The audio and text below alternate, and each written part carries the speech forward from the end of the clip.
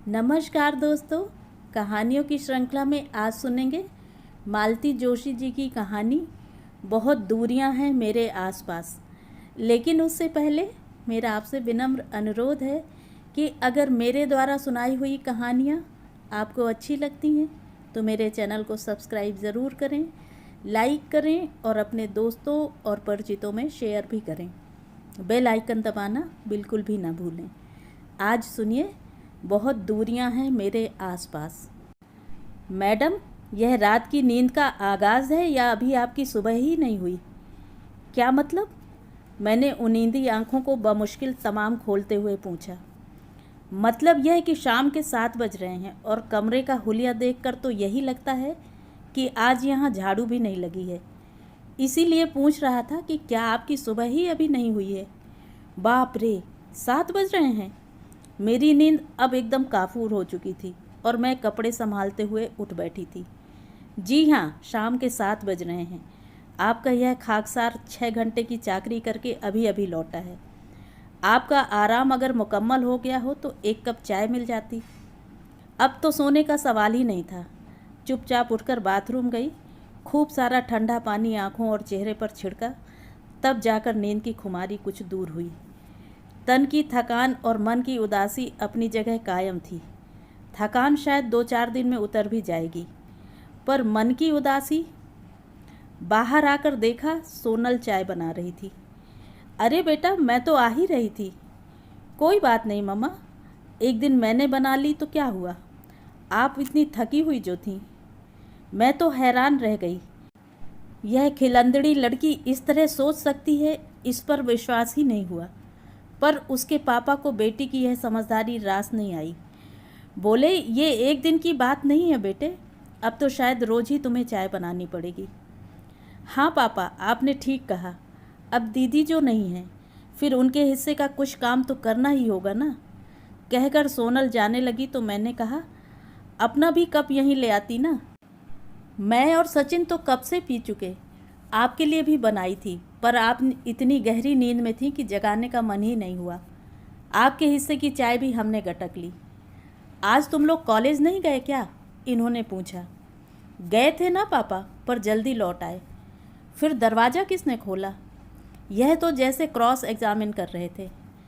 पार्वती थी ना, मेरे आने के बाद ही गई है। काम धाम समेटने के बाद बरामदे में बैठी धूप सेक रही थी। बोली, मम्मी जी थकी हारी थी, सो जगाना अच्छा नहीं लगा। सोचा थोड़ी देर बाद चली जाऊंगी। मतलब नौकरों चाकरों तक को एहसास है मेरी थकान का, मेरी मना स्थिति का, पर जिन्हें होना चाहिए उन्होंने तो जैसे मुझे कटघरे में खड़ा कर दिया है। उनकी दृष्टि, उनका स्वर, सब कुछ जैसे एक चुभन लिए हुए था। सोनल के जाते ही बिस्तर ठीक करते हुए मैंने जैसे अपने आप से कहा, लड़के और लड़की की शादी में यही तो फ़र्क होता है। लड़के की शादी के बाद घर में रौनक आ जाती है, मन में उत्साह भर जाता है। बिटिया की शादी के बाद घर में कैसा सन्नाटा सा खिंच जाता है। बाहर भीतर सब कुछ जैसे सूना सूना सा लगने लगता है। वैसे इतना सूना भी नहीं लगना चाहिए, घर में और भी बच्चे हैं। हाँ, यह बात अलग है कि वे तुम्हारे नहीं हैं। उनकी इस उक्ति पर मैं तो हैरान ही रह गई। फिर उन्हीं की तरह हौले स्वर में मैंने कहा, अच्छा हुआ आपने याद दिला दिया, नहीं तो मैं भूल ही चुकी थी कि वे मेरे बच्चे नहीं हैं। मेरे ख्याल से बच्चों को भी यह बात याद नहीं है, नहीं तो पूनम इतने प्यार से चाय नहीं बना लाती। चाय तो खैर वह मेरे लिए लाई थी। सोचा होगा पापा बेचारे थके मांदे आए हैं, उन्हें एक कप चाय तो देनी ही चाहिए। इसके बाद मैंने कुछ नहीं कहा। लड़ने की ना तो चाह ही थी ना ही मूड था। चुपचाप चाय की ट्रे उठाई और किचन में चली आई। देखा सोनल सब्जी काट रही है।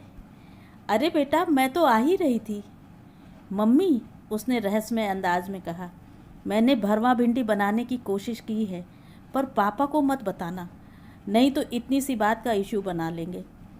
मतलब बच्चों को भी पापा की यह हरकत अच्छी नहीं लगती। मन का सारा कसैलापन दूर हो गया। हंसते हुए मैंने कहा, और अगर फ्लॉप शो हुआ तो? कह देना कि मूड ठीक नहीं था और यह आलू गोभी काट कर रखी है। कम से कम एक सब्जी तो ढंग की बने, इसलिए आप ही बनाना। ठीक है, तुम जल्दी से यहाँ से दफ़ा हो जाओ, नहीं तो दोनों को डांट पड़ेगी। उसे किचन से रवाना करके मैंने परात ढूंढने की कोशिश की तो कहीं नज़र ही नहीं आई। फिर दोबारा देखने पर पता चला कि परात टेबल पर ही है और उसमें आटा गूंधा रखा है। मुझे सोनल पर इतना प्यार आया। सच, माँ का इतना ख्याल बेटियाँ ही रख पाती हैं। चोरी पकड़े जाने का डर ना होता तो वह उल्टी सीधी रोटियाँ भी बेल डालती। और मैं सोच रही थी कि अदिति चली गई, अब मैं इस घर में क्यों हूँ, मेरा यहाँ क्या काम है। अपनी पितृविहीन बच्ची को एक सुरक्षित छत देने के लिए मैंने यह विवाह किया था। बदले में 2 अबोध बच्चों का मातृत्व स्वीकार किया था। उस समय सचिन 5 साल का था और सोनल 8 साल की। अदिति उस समय 10 साल की थी। उसके पिता की मृत्यु को 8 साल बीत चुके थे, पर मेरे साथ माँ थी। उनके सहारे किसी तरह मैंने वे दिन काट लिए थे। पर माँ की मृत्यु के बाद समस्या हो गई थी। सयानी लड़की को घर पर नितांत अकेले छोड़कर जाते डर लगता था और नौकरी मैं छोड़ नहीं सकती थी। फिर मैंने वैवाहिक विज्ञापनों की शरण ली। मुझे वही प्रस्ताव स्वीकार था जो मेरे साथ मेरी बिटिया को भी स्वीकार करे। भारतीय समाज में ऐसा उदारमना पुरुष मिलना कठिन ही था, पर मेरी तलाश व्यर्थ नहीं हुई। एक दिन एक विज्ञापन नजर आया। 2 छोटे बच्चों के पिता को जीवन संगिनी की तलाश थी। विधवा परित्यक्ता कोई भी चलेगा, एकाध संतान से भी परहेज नहीं था। बस शर्त यही थी कि उन मातृहीन बच्चों को माँ का प्यार मिलना चाहिए। लगा जैसे यह विज्ञापन मेरे लिए ही था। और फिर एक दिन मैंने अदिति के साथ इस घर में प्रवेश किया। अदिति को लेकर बहुत डर रही थी। अब तक इकलौती बेटी के रूप में सारा प्यार दुलार वही पाती रही थी। उसमें हिस्सा बांट क्या उसे सहन होगा? पर मेरा सारा डर, सारी शंकाएं निर्मूल साबित हुईं। उसने बड़ी सहजता से नई परिस्थितियों से समझौता कर लिया। भाई बहनों को स्नेह सूत्र में बांधने के लिए मुझे कोई प्रयास नहीं करना पड़ा। बड़ी आसानी से वह उन लोगों की दीदी बन गई। बड़े ही साधिकार ढंग से उसने छोटे भाई बहनों की छोटी मोटी जिम्मेदारियां अपने सिर ले लीं, जैसे यूनिफॉर्म्स तैयार करना, टिफ़िन धुलने डालना, होमवर्क करवाना। इससे मेरा भार तो कम हुआ ही, चिंता भी काफ़ी कम हो गई। लगा कि भले ही उसने अपने मुंह से कुछ ना कहा हो, अदिति अपने अकेलेपन से ऊब गई थी, छोटे भाई बहनों के लिए तरस गई थी। यूं तो पिता के लाड़ दुलार के लिए भी तरसती रही थी, इसलिए उसने अपने पापा पर अपनी सारी श्रद्धा भी उड़ेल दी। जूते साफ करने से लेकर उनका हर काम वह खुशी खुशी दौड़ भाग कर करती रही, पर उनकी ओर से कभी उसे एक प्यार भरा स्पर्श या दुलार भरा शब्द नहीं मिला। वे तो यही समझते रहे मानो वे अपने उपकारों का प्रतिदान पा रहे हैं। यह पत्थर दिल शख्स तो उसकी विदाई पर भी ऐसा ही निर्लिप्त बना रहा। सोनल, सचिन फूट फूट कर रो रहे थे। मेरे आंसू तो थमने का नाम ही नहीं ले रहे थे। उसके चाचा, ताऊ, मामा, मौसी जो खास तौर से इस शादी में सम्मिलित हुए थे, उन सब की आंखें भी गीली थीं। वैसे भी कन्या की विदाई का प्रसंग ही ऐसा होता है कि सबको रुलाई आ जाती है, चाहे वे वर पक्ष के ही क्यों न हों। पर यह आदमी सूखा का सूखा ही रहा। अदिति जब उनके गले लगी थी तो ना तो उनका कंठ भीगा, ना ही हाथ थरथराया। लड़की बेचारी सहम कर क्षण भर में ही पीछे हट गई थी। क्या वे इस तरह सबको दिखाना चाह रहे थे कि वे कन्यादान का केवल कर्तव्य निभा रहे थे? वैसे कन्या से उन्हें कोई सरोकार नहीं है। खाना सानंद निपट गया तो मैंने राहत की सांस ली। शरीर और मन पस्त हो तो रोज़मर्रा की रसोई भी एक संकट लगने लगती है। सब कुछ बेमन से ही बनाया था तो पूरे वक्त मन में दुखी बनी रही कि अब बम फटा कि तब फटा। खाना तो शांति से निपट गया, पर बाद में सोनल जब सामान समेटने में मेरी मदद कर रही थी तो इन्होंने कहा, बेटे मेडिकल की पढ़ाई है तुम्हारी, फालतू कामों में वक्त ज़ाया मत करो। गुस्सा तो बहुत आया था, फिर भी मैंने सहज भाव से कहा, थोड़ा बहुत करने दीजिए, नहीं तो ससुराल में मेरा उद्धार होगा कि माँ ने कुछ सिखाया नहीं। मेरी बेटी डॉक्टर बन रही है, वह किसी का चूल्हा चौका नहीं करेगी, इन्होंने बड़े दर्प के साथ कहा। कहने का मन तो हुआ कि डॉक्टर हो या इंजीनियर, हिंदुस्तानी लड़की को चूल्हे चौके से मुक्ति नहीं है, पर कह नहीं पाई क्योंकि सोनल मुझे चुप रहने का इशारा कर रही थी। जब भी पापा उसकी पैरवी करने लगते हैं तो उसे अच्छा नहीं लगता, और वह जल्द से जल्द विषय को समाप्त कर देना चाहती है। हमारी बहस को अधबीच में ही छोड़कर सोनल अपने कमरे में चली गई। उसके पापा भी अपने कर्तव्य की इतिश्री जानकर टीवी के सामने जाकर बैठ गए। उन लोगों के जाने के बाद मैं अकेले ही रसोई समेटती रही। मन गुस्से से जैसे उफन रहा था। अदिति को लेकर तो इतनी व्यग्रता कभी नहीं जताई। क्या उसकी पढ़ाई का कोई महत्व नहीं था? क्या आर्ट्स वाले बिना पढ़े पास हो जाते हैं? होते भी हों तब भी 75% अंक तो नहीं पाते होंगे। उसने तो बीए और एमए में भी कॉलेज में टॉप किया था। उसका मन तो आईएएस करने का था, पर मैंने ही मना कर दिया। फिर भी वह चुप नहीं बैठी। एमए के साथ साथ वह बैंक की परीक्षाएं भी देती रही, कंप्यूटर की कोचिंग लेती रही, पर उसके लिए घर में कभी कोई रियायत नहीं बरती गई। उसके कामों की लिस्ट तो बल्कि लंबी ही होती जा रही थी। एक बार तो मैंने इनसे पूछ ही लिया था, जब आप में दूसरों के बच्चों को प्यार करने की क्षमता नहीं थी तो किसी निसंतान स्त्री से विवाह करना था, पर आपका तो भावी पत्नी की पहली संतान के प्रति विशेष आग्रह था। उनका उत्तर मुझे स्तब्ध कर गया था। बोले, तुम्हें शायद मैंने बताया था कि सचिन के जन्म के बाद मैंने ऑपरेशन करा लिया था। अगर किसी निसंतान स्त्री को घर में लाता तो निश्चय ही वह अपनी संतान की कामना करती। संभव था कि अपना फ्रस्ट्रेशन वह मेरे बच्चों पर उतारती। इसीलिए मैंने यह निर्णय लिया। मैंने सोचा कि अगर उसका बच्चा इस घर में पलेगा तो वह भी मेरे बच्चों के प्रति उदार हो सकेगी। इसकी कोई गारंटी थोड़ी ही है। मैंने कहा, इसका उल्टा भी तो हो सकता था। तो फिर मैं यहाँ किस लिए हूँ? उनके इस वाक्य में बला का दर्प था, चुनौती थी, चेतावनी थी। क्षण भर को तो मैं सहम ही गई थी। फिर एक रोष सा मन में उमड़ा था। मैं जो सहज भाव से इनके बच्चों पर अपनी ममता लुटा रही हूँ, उसे क्या ये मेरी मजबूरी समझ रहे हैं? जी हुआ कि उनके इस विश्वास को चकनाचूर कर दूँ, उनकी इस धारणा को मिथ्या साबित कर दूँ। पर बाप के गुनाहों की सज़ा बच्चों को देने की इच्छा नहीं हुई। वे दोनों तो मुझे और अदिति को अपना निश्चल स्नेह दे रहे थे। दोनों ही मेरी ममता पर पूरी तरह आश्रित थे। पर उस दिन जो एक गांठ मन में पड़ गई तो पड़ ही गई। आज भी उस प्रसंग को याद आते ही हृदय कड़वाहट से भर उठा है। सारे कामों से निवृत्त होकर सोने जा रही थी कि बेडरूम के दरवाजे पर ही ठिठक गई। पर्दे के पार कमरे में नीला प्रकाश फैला हुआ था। अगरबत्ती की भीनी सुगंध बाहर तक आ रही थी और वातावरण में जगजीत सिंह के मखमली सुर तैर रहे थे। जनाब मूड बना रहे थे। शादी की आपाधापी के बाद रिलैक्स होना चाह रहे थे। वैसे भी 8-10 दिन का अंतराल उनके लिए असहनीय हो गया होगा, पर आज मेरा तन मन किसी भी तरह उसके लिए उत्सुक न था। आज मुझे ऐसे स्पर्श की आवश्यकता थी जो मुझे सांत्वना दे सके, दिलासा दे सके। मुझे ऐसे पुरुष की कामना थी जो अतिथि के पिता की हैसियत से मेरा दुख बटा सके, जिसकी छाती में मुंह छिपाकर मैं जी भर कर रो सकूं। पर भीतर जो पुरुष बैठा था उससे यह अपेक्षा करना व्यर्थ था। उसका प्यार देह से शुरू होकर देह पर ही समाप्त हो जाता था। जितना वह पैसों के मामले में कंजूस है, उतना ही प्यार के विषय में भी है। उसका साथ, स्नेह, सारी संवेदनाएं अपने बच्चों के लिए हैं। सारा आदर मान अपनी दिवंगत पत्नी के लिए है। मुझे और मेरी बच्ची को एक सुरक्षित छत देकर उसने जैसे हम पर एहसान किया है, और इसका एहसास वह हर पल मुझे दिलाता रहता है। कम से कम आज मैं उस पुरुष का सामना न कर सकूंगी। कब मैं वापस आकर डाइनिंग टेबल की कुर्सी पर बैठ गई, खुद मुझे ही पता नहीं चला।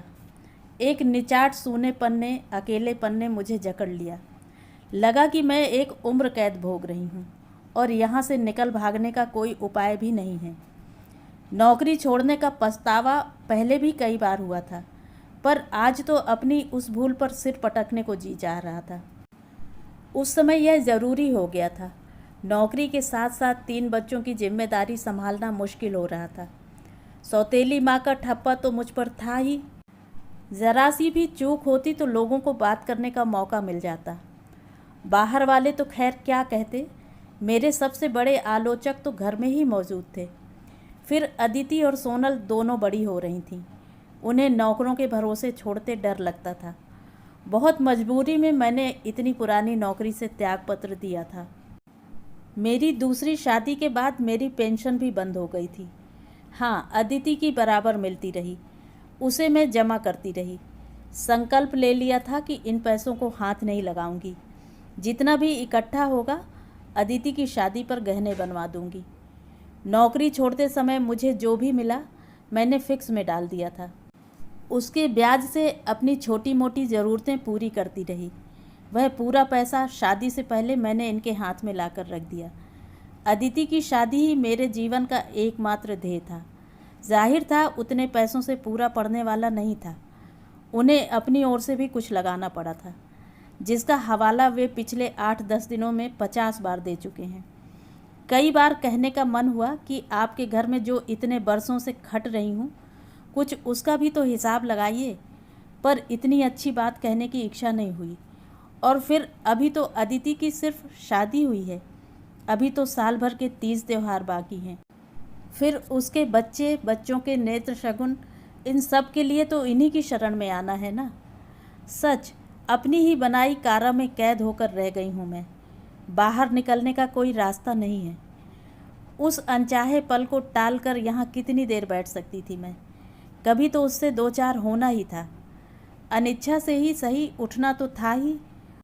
उठते हुए सामने शेल्फ पर नज़र गई और कतार में रखे 3 बड़े बड़े मग्स पर अटक कर रह गई। इन्हीं मग्स में अदिति रात को तीनों के लिए दूध ले जाती थी।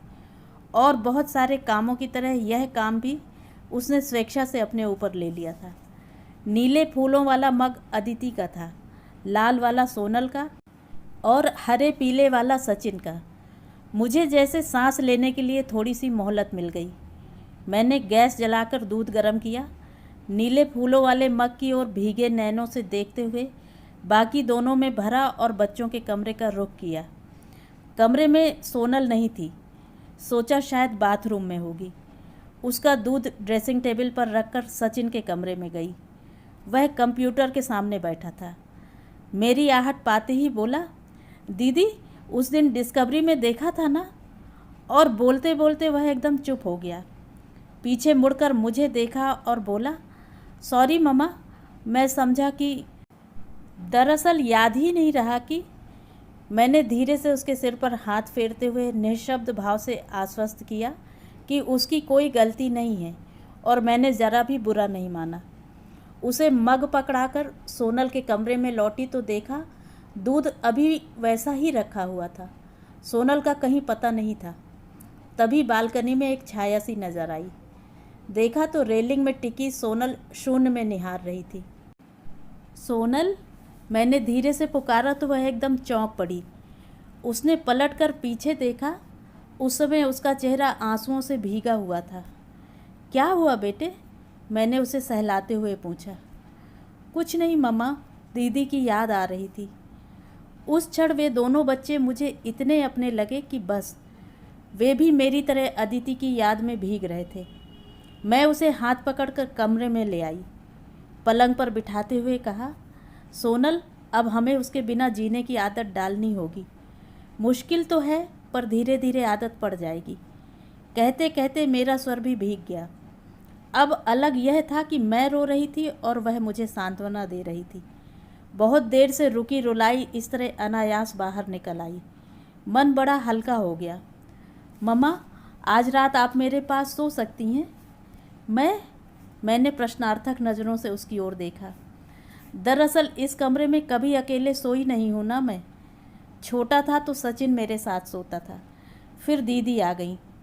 सिर्फ आज ही, फिर जैसा आप कहती हैं धीरे धीरे आदत पड़ जाएगी। मैं कुछ कहने को थी कि तभी सचिन कमरे में आया। छोटी दी, दूध जल्दी ख़त्म करो, फिर मैं गिलास किचन में रखाता हूँ। फिर मुझसे मुखातिब होकर बोला, मम्मा, दीदी ने दिन भर में एक बार भी हमें फ़ोन नहीं किया ना। बेटा, नई दुल्हन है, संकोच कर रही होगी। वैसे पहला फ़ोन तो हमें ही करना चाहिए था।